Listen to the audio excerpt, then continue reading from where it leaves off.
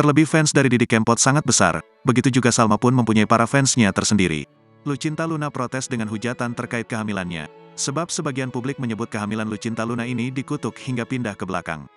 Atas tudingan itu, Lucinta Luna merasa publik mengira dirinya sundel bolong.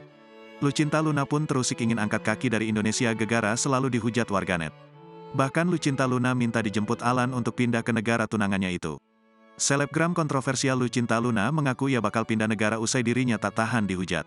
Lucinta Luna membeberkan niatnya untuk pindah ke negara kediaman calon suaminya. Hal tersebut lantaran Lucinta Luna tak tahan terus-menerus dihujat netizen.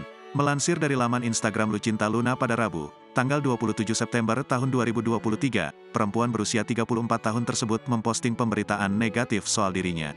Ia begitu heran mengapa kehamilannya itu dituding hanya settingan semata. Bahkan, Lucinta pun mengatakan bahwa kehamilannya sudah dikutuk. Kenapa sih media-media memedi ini suka bikin geger berita gak bener dah? Dipikir gue sundel bolong apa ya? Kok segitunya kehamilanku dikutuk pindah geser ke belakang? Tulis Lucinta Luna. Lucinta muak sehingga ia berencana untuk pindah negara saja.